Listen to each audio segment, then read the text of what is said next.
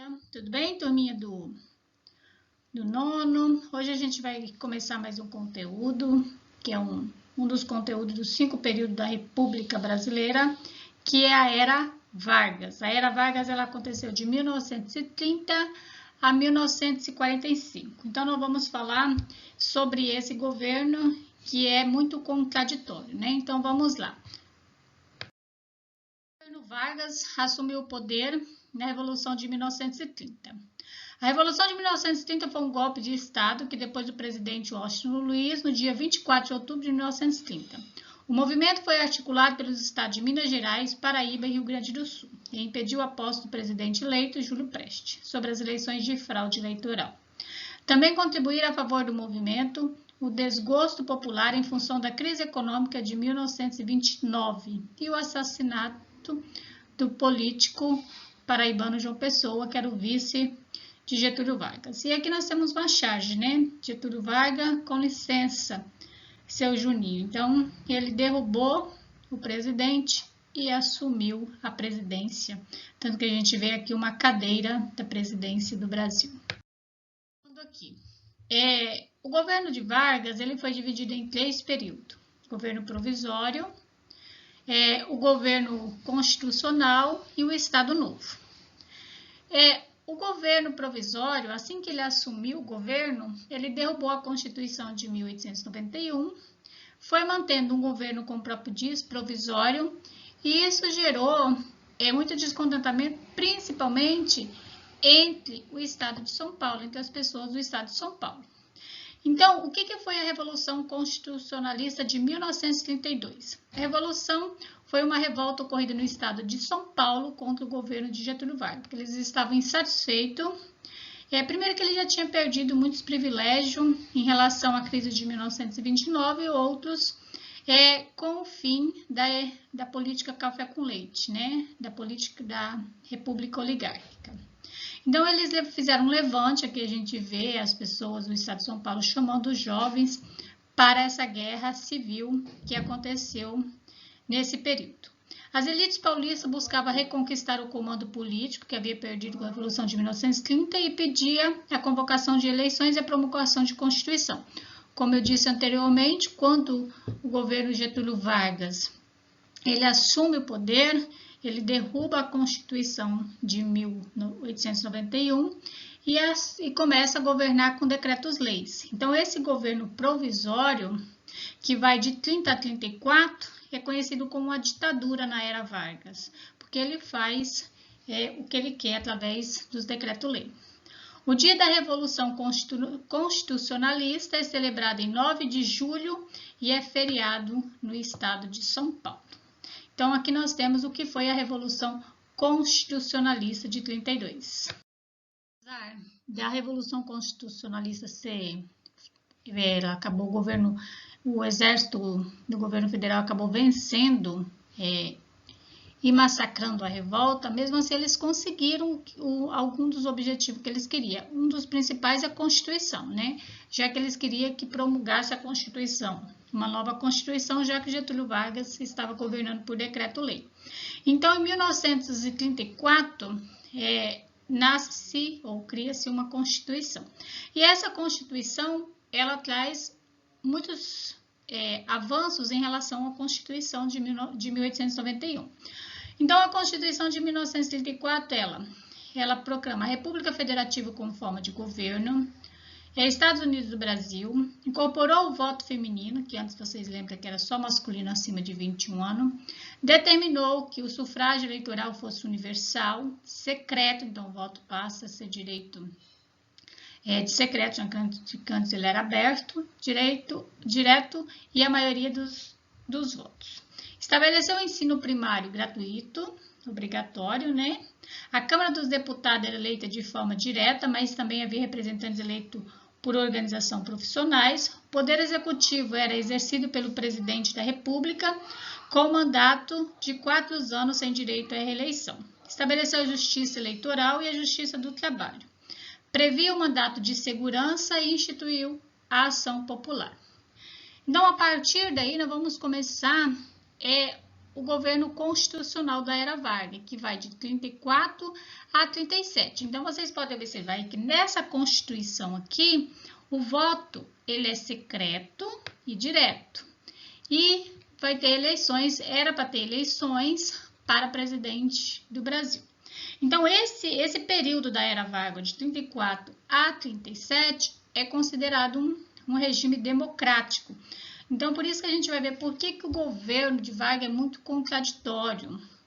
E, além do mais, no governo de Getúlio Vargas, ele criou muitos direitos trabalhistas, mas, ao mesmo tempo, ele censurou a imprensa, ele supriu os sindicatos, então ele é muito controverso. E para alguns historiadores, esse governo populista de Vargas, ou trabalhista de Vargas, era mais para se manter no poder. Então ele dava com a mão e tirava com a outra.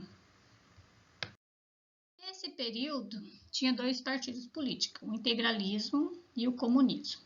O integralismo foi um partido e movimento político surgido no Brasil na década de 1930, influenciado pelas ideias práticas fascistas, que se desenvolveram na Europa após a Primeira Guerra Mundial. O movimento de extrema-direita foi fundado com o nome de Ação Integralista, AIB, em 1932, quando o jornalista Plínio Salgado lançou o Manifesto de Outubro.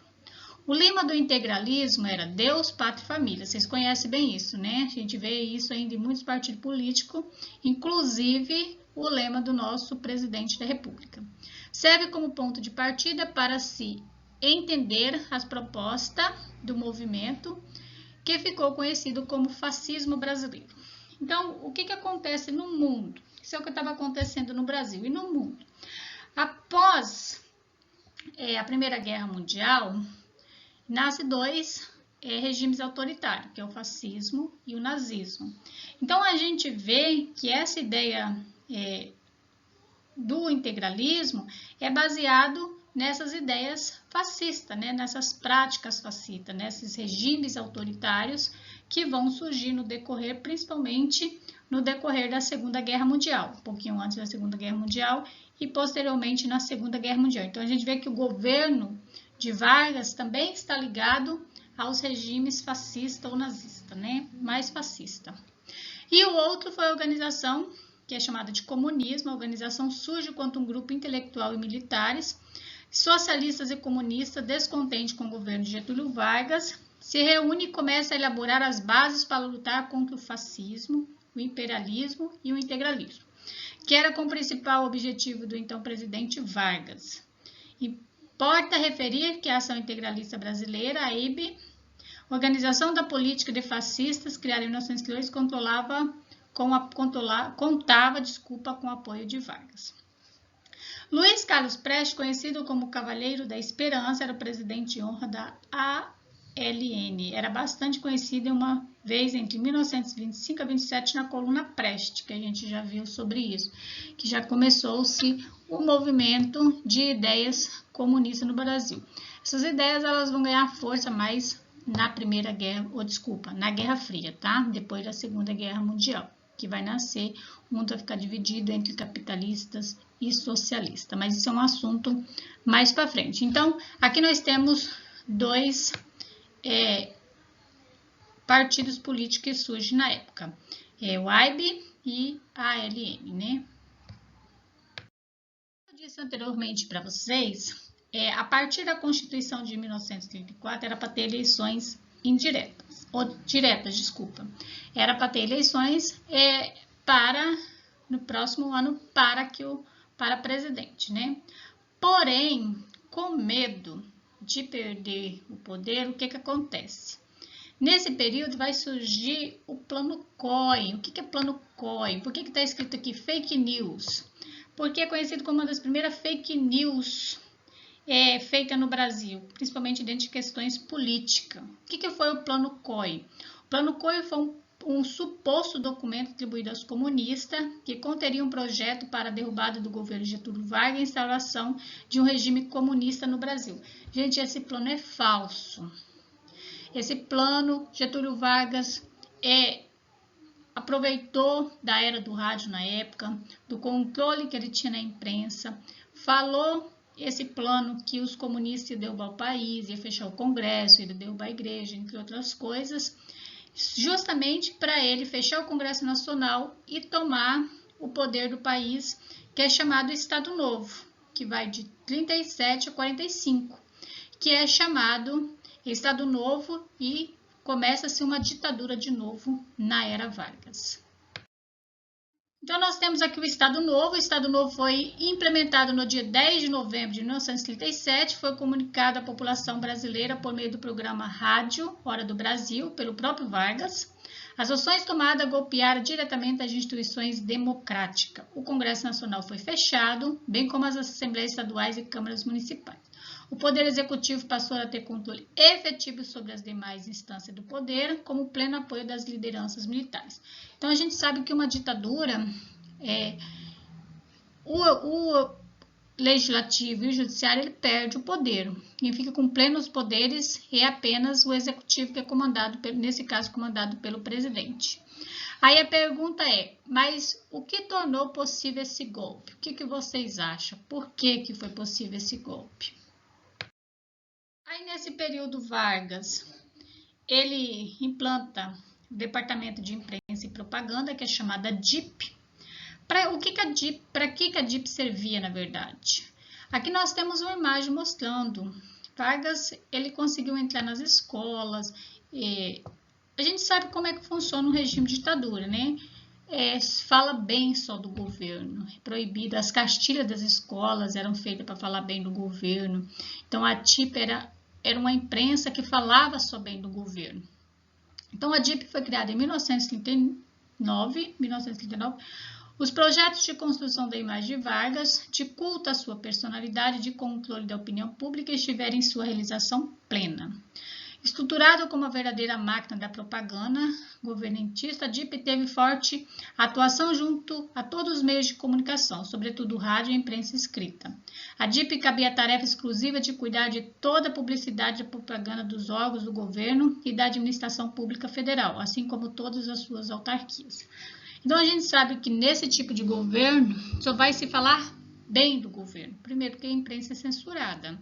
Só pode falar o que o governo permite. Isso é muito complexo, né? Mas vamos para a próxima, senão vai ficar muito grande esse vídeo. Bem no início desse vídeo, eu falei que o governo de Vargas era bem contraditório. Então, Vargas, como o Brasil estava se modernizando na época, se industrializando, Vargas deu vários benefícios aos trabalhadores. Mas, ao mesmo tempo, ele retirou o direito desses trabalhadores lutar, justamente pela ditadura, né? Então, os sindicatos, eles não tinham autonomias, o que prejudicava os trabalhadores. Então, a CLT, ela trouxe vários benefícios aos trabalhadores. Então, eles reduziram a jornada de trabalho, eles reduziram com direito a férias. Então, várias coisas foram implementadas na CLT. Porém, é muito controvérsia. Para algum grupo de historiadores, Getúlio Vargas fez realmente um bom trabalho. Para o outro lado dos historiadores, eles acreditam que isso foi um plano estratégico, justamente para Vargas ter o apoio da classe pobre da população, que sempre são os que estão na base da pirâmide, né, que são os trabalhadores. Então, CLT, Consolidação das Leis do Trabalho, foi um conjunto de regras criada para proteger o trabalhador. A lei que estabelece a CLT data de 1º de maio de 1943, mas as normas em favor do trabalhador começam ainda no início do governo Vargas, nos anos 30. Entre os direitos garantidos estão o salário mínimo, como eu falei para vocês, estipular um salário mínimo, a carteira de trabalho, a jornada de 8 horas, férias remuneradas, previdência social, descanso semanal. A CLT regulamentou ainda o trabalho das mulheres e do meio de idade e estabeleceu a obrigatoriedade do Fundo de Garantia, que é o FGTS que a gente conhece. A assinatura da lei aconteceu no estágio de São Januário e foi marcada por muitas comemorações. Então, se Getúlio Vargas foi um governo que trouxe benefício e se o propósito dele era conquistar a massa, ele conseguiu, né? E a outra coisa que auxiliou muito na propaganda do Vargas foi a época da era de ouro do rádio, né? Então, o rádio fazia com que naquela época era um meio acessível às pessoas, então as pessoas elas ouviam tudo através do rádio. E o rádio começou a ter expansão já na Primeira Guerra Mundial, e a Primeira Guerra Mundial aconteceu de 14 a 18, quando houve grande desenvolvimento nos meios eletrônicos e de comunicação para fins militares. No Brasil, o rádio atingiu seu apogeu em 1930, como principal veículo de comunicação em massa, na mesma época em que o país era governado por Getúlio Vargas. Então, Vargas se beneficiou desse meio eletrônico.